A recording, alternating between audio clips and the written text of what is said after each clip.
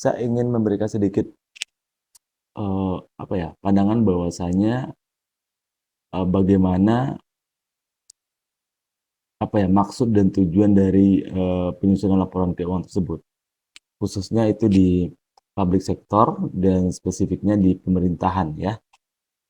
Jadi saya ingin memberikan gambaran aja ini gimana sih gitu penyusunan laporan keuangan tersebut gitu. Apa sih maksudnya itu dibikin dan buat apa digunakan nantinya gitu. Jadi pada dasarnya eh, untuk eh, apa ya, sebagai tuntutan dari terselenggaranya good governance ya pada pemerintahan daerah khususnya itu yang diselenggarakan pada era otonomi daerah ini itu benar-benar semakin ditekan dan semakin harus apa ya, harus dilaksanakan dengan sebaik-baiknya gitu. Nah, dasarnya apa? Dasar penyelenggaraan good governance ini sendiri yaitu sebenarnya sebelumnya sudah ada dari keputusan pemerintah atas pemberlakuan otonomi daerah tersebut gitu. Yang jika kita lihat lagi ke belakang itu sudah dimulai dari tahun 2002 gitu. Misalkan keputusan-keputusan seperti TAP MPR gitu ya, TAP MPR di tahun 98 itu tentang penyelenggaraan negara yang bersih dan bebas dari korupsi dan kolusi dan nepotisme, serta Undang-Undang nomor 28 tahun 99 itu mengenai penyelenggaraan negara yang bersih dan bebas dari KKN juga gitu. Nah, pasca diberlakukannya otonomi daerah, penyelenggaraan dari good governance ini di ditekankan atau dipertegas lagi dengan adanya Instruksi Presiden nomor 5 tahun 2004 tentang percepatan pemberantasan korupsi gitu. Nah, dalam upaya tersebut percepatan penyelenggaraan dari good governance ini sebagaimana yang saya sebutkan tadi, itu diperlukan adanya pengembangan dan penerapan sistem pertanggungjawaban yang jelas, yang tepat, terukur dan yang sah gitu. Baik dari penyelenggaraan pemerintahan itu sendiri, baik itu dalam hal pembangunan dan ataupun dalam hal kemasyarakatan gitu. Agar nantinya dapat berlangsung dengan apa ya, dengan berdaya guna dan berhasil guna dan dapat melaksanakan tata pengelolaan yang bersih serta bertanggung jawab gitu. Dan tentunya sesuai dengan tujuannya yaitu harus bebas dari korupsi-kolusi dan nepotisme nantinya gitu. Nah, di samping itu penyelenggaraan dari pemerintahan ini juga perlu dipenuhi dengan eh, tata kelola pemerintahan yang baik gitu. Antara lain misalkan harus adanya partisipasi, harus adanya penegakan hukum yang baik gitu, transparansi, terus apalagi wawasan yang merata gitu di semua sektor, terus adanya pengawasan yang baik, terus efektif dan efisiensi, apalagi ya, harus profesionalisme gitu, terus harus adanya laporan yang akuntabilitas gitu. Nah, selain itu juga bagaimana daerah itu berhasil untuk mengurus rumah tangganya sendiri gitu, agar dapat didayagunakan dengan maksimal gitu. Misalkan dalam segi perencanaan atau bagaimana pengorganisasiannya gitu, pelaksanaan ataupun sampai pengawasan di bidang pemerintahan gitu. Nah, pembangunan dan kemasyarakatan ini yang berkaitan dengan pengelolaan keuangan daerah gitu. Itu saling memberikan feedback ataupun umpan balik untuk perbaikan ke depannya gitu. Nah, dalam rangka mewujudkan ataupun dalam rangka mewujudkan untuk terlaksananya pemerintahan daerah yang pengelolaan apa ya, yang baik, yang tertata rapi gitu ya, mengenai baik itu mengenai pembangunan ataupun mengenai kemasyarakatannya, maka segala kegiatan tersebut harus diprogram dengan baik gitu. Yang tentunya yang biasa kita dengar juga dari pemerintahan itu berdasarkan skala prioritas dan dapat dipertanggungjawabkan secara transparansi dan akuntabel nantinya gitu. Nah, salah satu wujud pertanggungjawabannya ini apa gitu?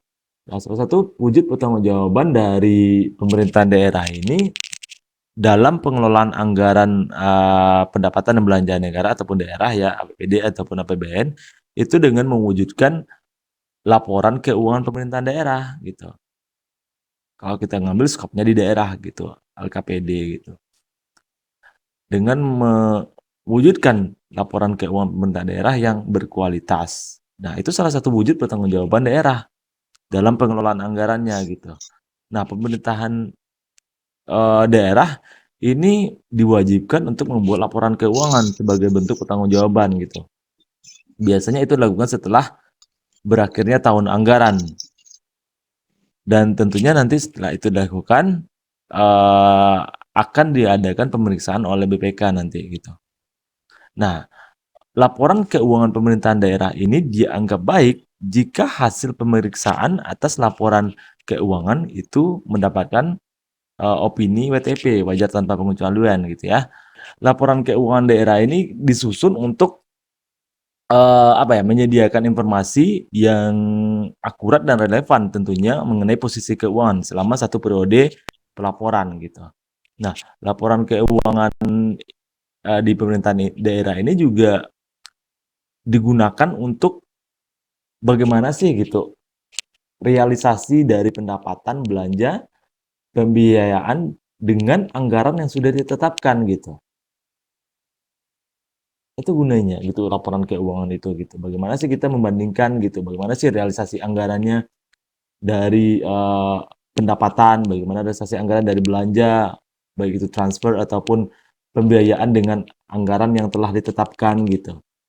Nah, dari situ kita dapat menilai bahwasanya kondisi keuangan apakah itu sudah efektif dan efisien terhadap satu entitas pelaporan atau belum gitu.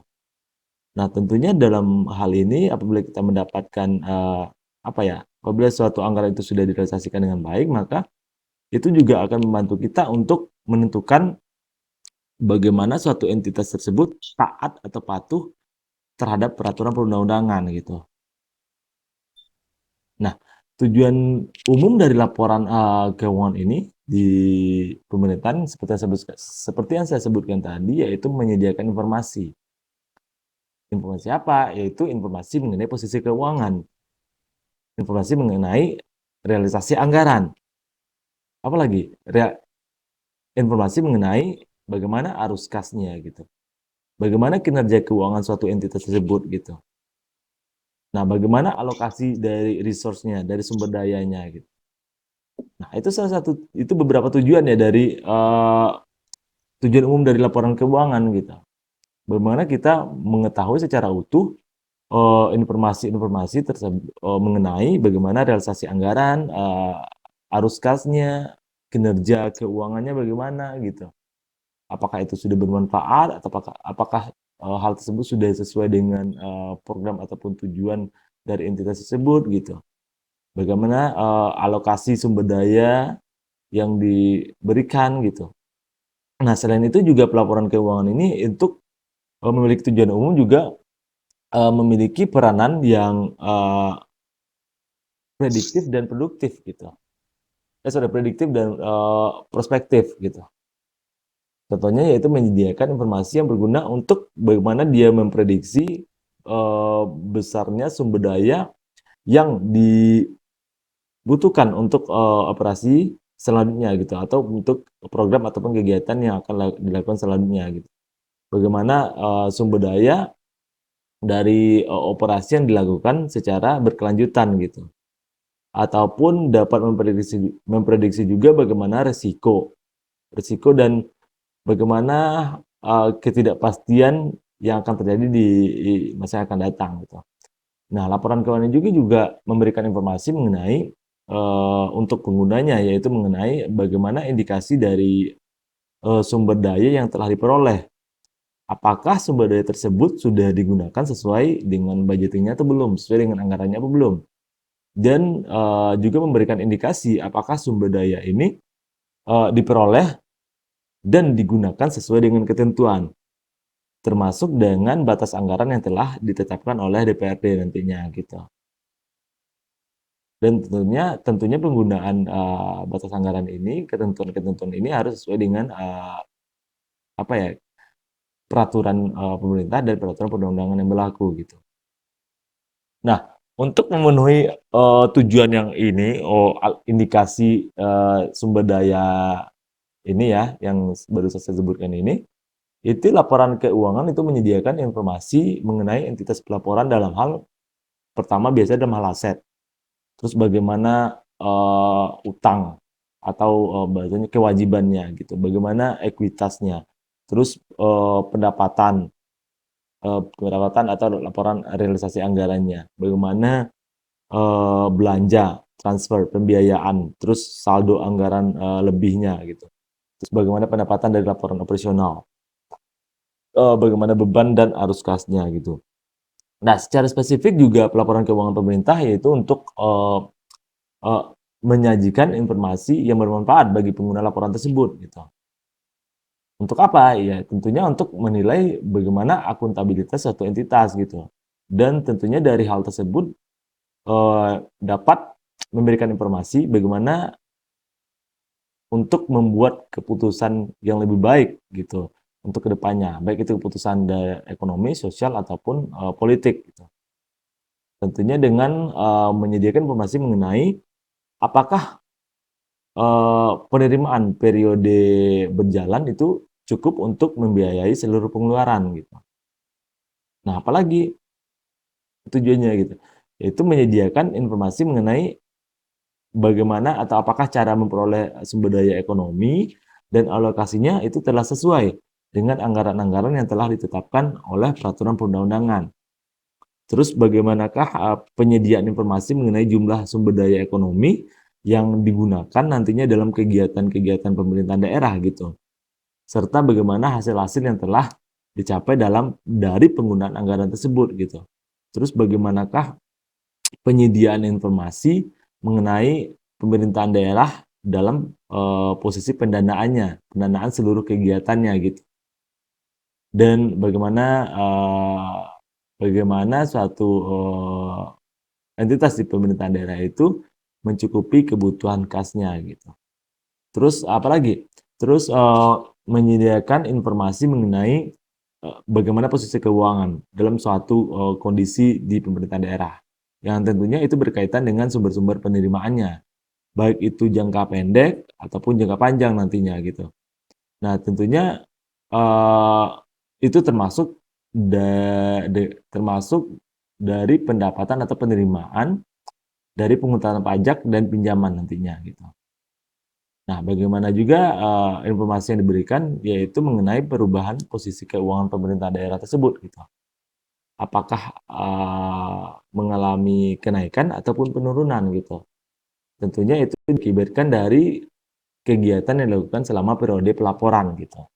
Apakah nanti laporan, perubahan posisi keuangan tersebut itu mengalami kenaikan ataupun mengalami penurunan gitu. Karena itu kan ada dalam proses karena itu dilakukan dalam, periode pelaporan gitu. Nah, untuk penyusunan ini, disusunnya laporan keuangan pemerintah daerah, karena materi kita berkaitan dengan, bagian bidang pemerintahan ya, baik itu laporan arus kas ataupun catatan atas laporan keuangannya, tentu kita harus mengkaitkan dengan, bagaimana hal tersebut dilaksanakan di dalam pemerintahan gitu. Banyak banyak perbedaan juga yang tentunya signifikan kalau kita membahas, laporan arus kas dan catatan atas laporan keuangan di private dan di publik gitu. Nah, apabila kita menyusun laporan keuangan pemerintahan daerah, itu dilaksanakan itu sebagai bentuk ya, saya udah bilang di awal tadi sebagai bentuk pertanggungjawaban pemerintahan dalam pengelolaan keuangan serta bagaimana, kita dapat melihat kinerja dari penyelenggaraan pemerintahan tersebut gitu. Dan itu tentunya berkaitan dengan, undang-undang Undang-Undang Nomor 17 tahun tahun 2003, bahwasanya kalau nggak salah ya, ini isinya mengenai bentuk dan isi laporan pertanggungjawaban pelaksanaan dari anggaran pendapatan dan belanja daerah, bagaimana hal tersebut disusun dan disajikan harus sesuai dengan standar akuntansi pemerintahan gitu, harus sesuai dengan SAP gitu. Nah, tentunya ini berurutan juga dengan PP nomor 71 tahun 2010 ya, tentang standar akuntansi pemerintahan, tentang SAP. Yang mana SAP ini juga mengatur bahwasanya pemerintahan itu harus menerapkan SAP yang accrual basis, berbasis akrual gitu. Nah, SAP berbasis akrual ini juga harus diterapkan paling lama itu setelah 4 tahun setelah PP nomor 71 tahun 2010 ini ditetapkan gitu, yaitu tentunya tahun 2015 kalau nggak salah ya. Nah, ini yang harus kita pahami dari awal bahwasanya ini perlakuan ataupun penyajian laporan keuangan di pemerintahan daerah dan di private sector itu berbeda gitu. Nah, saya tidak menyalahkan kalau seandainya ada pertanyaan timbul bagaimana perlakuan dari laporan arus kas ataupun CLK ini di perusahaan yang mana itu perusahaan swasta mungkin ya, ataupun bisa jadi pertanyaan dialihkan kepada perusahaan milik negara gitu. Contohnya BUMN atau BUMD lah gitu. Di mana itu akan cukup relevan ya berkaitan dengan topik kita sekarang gitu. Jadi saya harap jawabannya ini dikaitkan dengan hal-hal yang terjadi di pemerintahan. Kalau memang pertanyaan di company ataupun di perusahaan, tolong dikaitkan dengan perusahaan milik negara gitu. Nah, itu akan terkait dengan bagaimana materi yang kita bahas hari ini. Nah, laporan keuangan itu kan bisa juga terdiri dari apa ya? Laporan realisasi anggaran. Laporan realisasi anggaran ini biasanya penyajiannya bagaimana disajikan ikhtisar dari alokasi dan pemakaian dari sumber daya ekonomi. Tentunya itu yang dikelola dari pemerintahan gitu, pemerintahan daerah gitu. Dan nanti itu akan memperlihatkan bagaimana atau menggambarkanlah perbandingan antara bagaimana realisasi dan anggarannya dalam satu periode pelaporan. Terus ada laporan perubahan saldo anggaran lebih, terus ada neraca, terus ada laporan LO, laporan operasional gitu. Nah, laporan saldo anggaran lebih ini itu menyediakan informasi mengenai eh, bagaimana kenaikan dan penurunan dari saldo anggaran pada tahun berjalan gitu, pada tahun perlaporan. Dan itu dibandingkan dengan tahun sebelumnya bagaimana? Bagaimana comparison-nya antara tahun pelaporan sekarang gitu yang sedang berjalan dengan tahun-tahun yang sebelumnya gitu, saldo anggaran lebih ini. Sedangkan untuk neraca ini eh, ya sama-sama tahu lah kan yang belajar mengenai financial report ini itu merupakan laporan yang akan menggambarkan bagaimana posisi keuangan. Kalau kita mengacu kepada pemerintahan ya memang harus laporan tersebut menggambarkan posisi keuangan pemerintahan gitu mengenai terkait aset, kewajiban dan ekuitas pada periode tertentu gitu.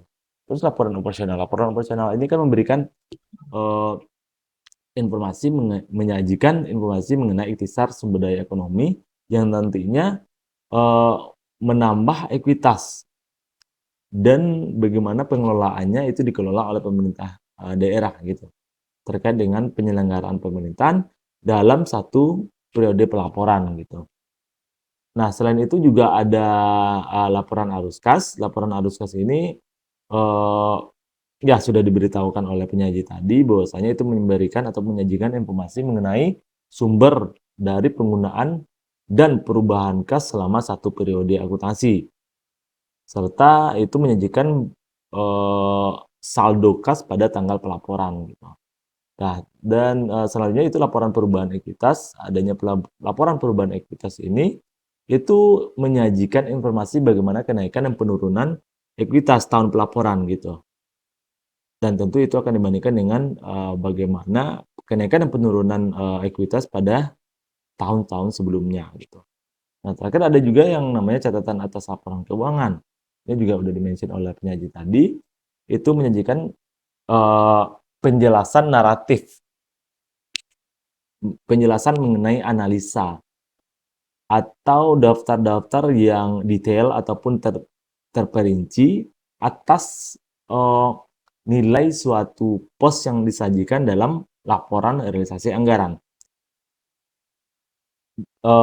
Nilai dari suatu pos yang disajikan dalam laporan realisasi anggaran, laporan perubahan saldo anggaran lebih yang disajikan dalam neraca, disajikan dalam laporan operasional, laporan arus kas, dan laporan perubahan ekuitas. Nah, catatan laporan keuangan inilah catatan atas laporan keuangan inilah yang mengcover semuanya gitu.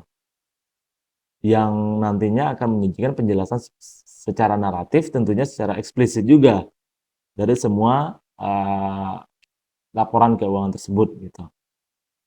Nah, tujuannya apa gitu? Nah, setelah itu dilakukan gitu ya,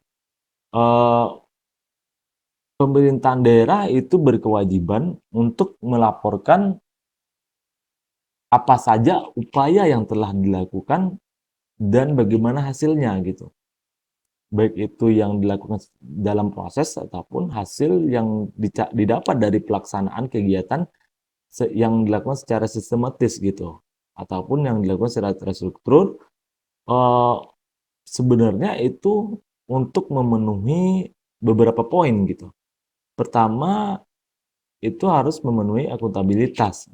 Akuntabilitas itu mempertanggungjawabkan pengelolaan sumber daya dan pelaksanaan dari kebijakan-kebijakan yang sudah dibuat, dari kebijakan yang sudah dipercayakan kepada pemerintahan. Tentunya itu memiliki tujuan untuk mencapai hal-hal ataupun kegiatan ataupun target yang sudah ditetapkan secara periodik gitu. Terus yang kedua, itu harus memenuhi kepentingan dari manajemen. Manajemen yaitu untuk membantu para pengguna laporan keuangan ya, untuk mengevaluasi bagaimana pelaksanaan dan bagaimana kegiatan dalam suatu pemerintahan daerah gitu. Tentunya dalam satu periode pelaporan akuntansi gitu ya.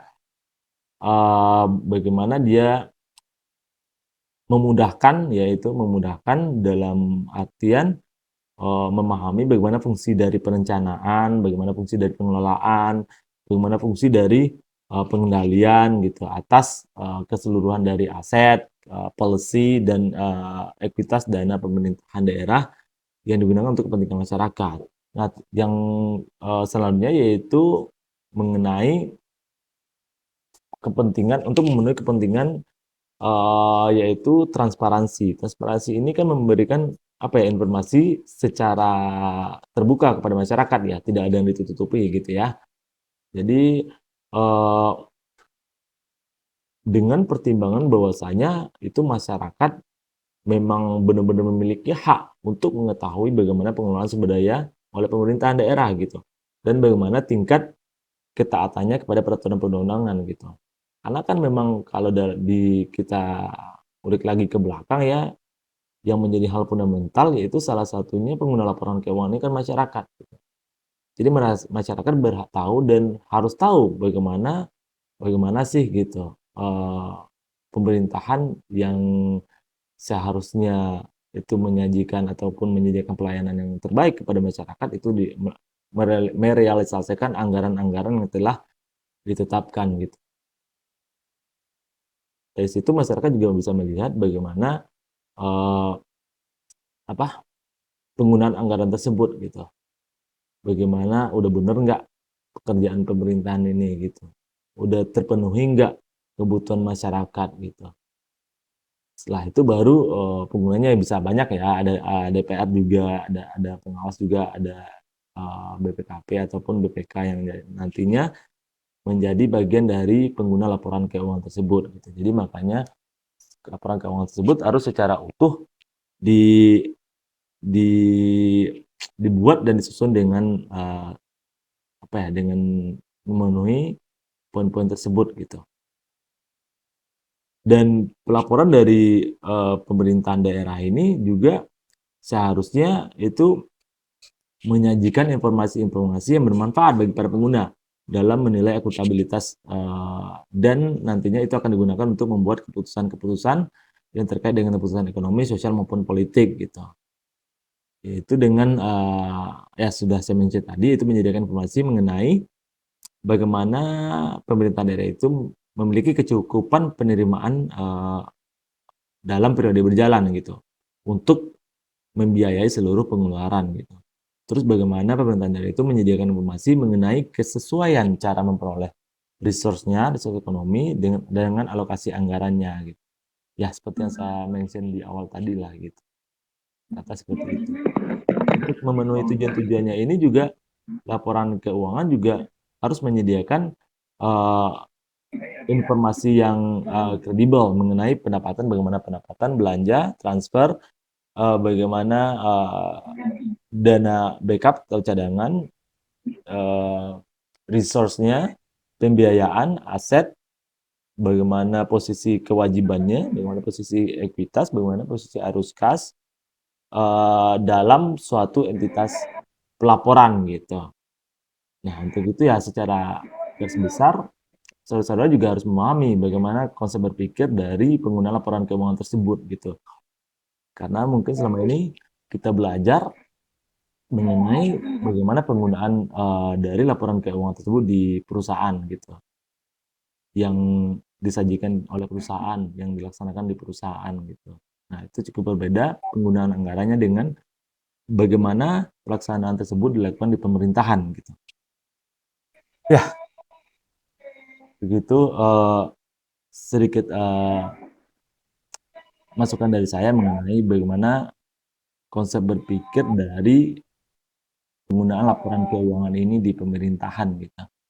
Agar nanti bisa bisa dikaitkan mengenai pertanyaan-pertanyaan dari rekan-rekan tadi terkait dengan laporan arus kas dan catatan atas laporan keuangan yang harus dikaitkan dengan pemerintahan gitu, tidak di private atau swasta gitu.